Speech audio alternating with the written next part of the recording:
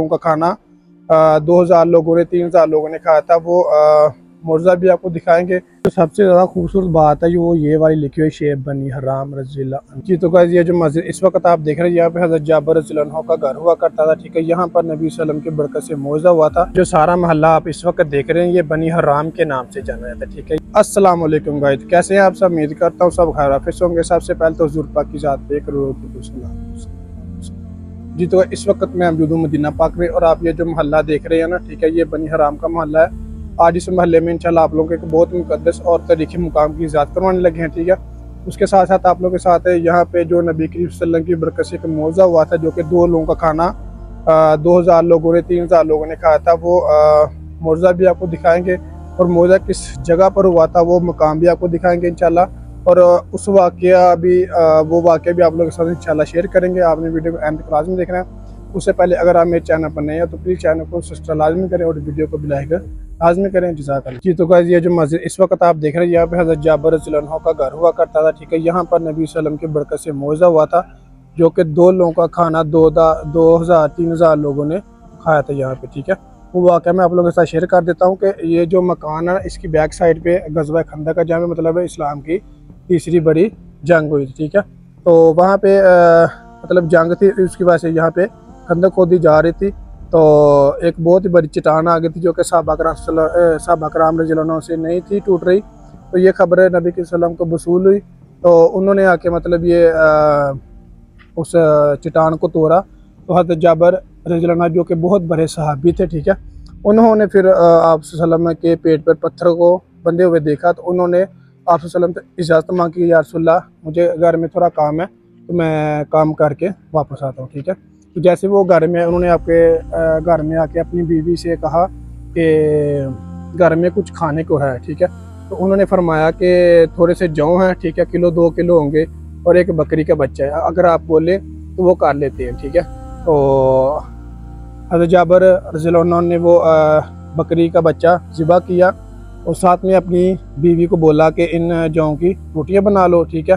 तो जैसे वो खाना वगैरह सारा तैयार हो गया तो हज़रत जाबर रज़ियल्लाहु अन्हु वापस नबी सल्लम के पास गए। तो उन्होंने जाके आप सल्लम को आहिस्ता से कहा कि आपकी दावत और चंद सहाबा कराम की दावत हमारी तरफ है, तो चलें, ठीक है। तो जैसे आप सल्लम ने ये बात सुनी तो आप सल्लम ने एक चोटी पे खड़े होकर ऐलान फरमा दिया कि सब लोगों की दावत जाबर की तरफ है, ठीक है। तो जैसे जाबर ने ये खबर सुनी तो उन्होंने बोला इन्ना लिल्लाहि व इन्ना इलैहि राजिऊन, ठीक है। मतलब उनका तो ये ख्याल था कि थोड़ा सा खाना है तो चलो चंद सहाबा कराम जो मखसूस सहाबा कराम थे वो आ जाएं और साथ में नबी के सल्लम आ जाएं, ठीक है।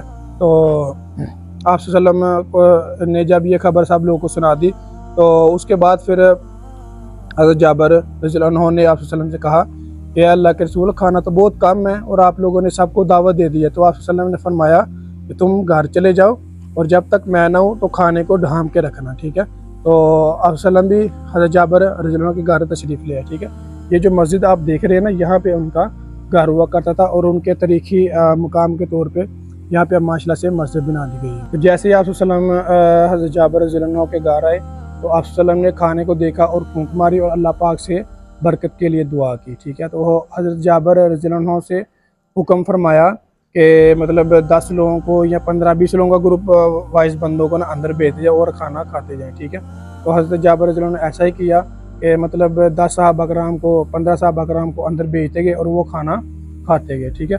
जैसे ही मतलब वो खाना खाते गए, ठीक है, और अपनी बारी के साथ सब लोग ना अंदर आते रहे, ठीक है। यहाँ तक कि हज़रत जाबर रज़ियल्लाहु अन्हु ने और हमारे पे नबी के सल्लम ने भी खाना तनावुल फरमा लिया, पेट भर के सब लोगों ने खा लिया, लेकिन फिर भी जो कि खाना काफ़ी ज़्यादा बच गया था। उसके बाद फिर आप सल्लम ने हज़रत जाबर रज़ियल्लाहु अन्हु की बीवी को हुक्म फरमाया कि ये खाना साथ मोहल्ले में भी ना तकसीम कर दीजिए, बहुत खाना है, ठीक है, इसमें बहुत ज़्यादा बरकत है, ठीक है।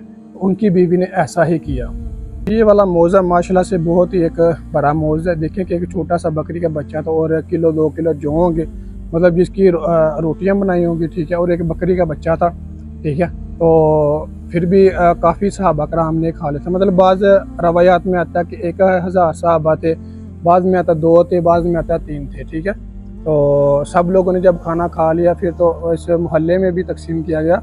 ये जो मोहल्ला आप देख रहे हैं ये बनी हराम का मोहल्ला, ठीक है। हज़रत जाबर रज़ियल्लाहु अन्हु के बाप का नाम था अब्दुल्ला, और उनके बाप का नाम था उमरू, और उनके आगे बाप का नाम था हराम। तो ये मोहल्ला है बनी हराम के नाम से, ठीक है। इस मोहल्ले को नाम जाना, यानी कि हज़रत जाबर रज़ियल्लाहु के दादा के नाम से ये मोहल्ला है, परदादा के नाम से ये मोहल्ला जाना जाता है। ये मस्जिद अभी फ़िलहाल बंद है क्योंकि ये यहाँ पे तमीर वगैरह काफ़ी ज़्यादा चल रही है, ठीक है।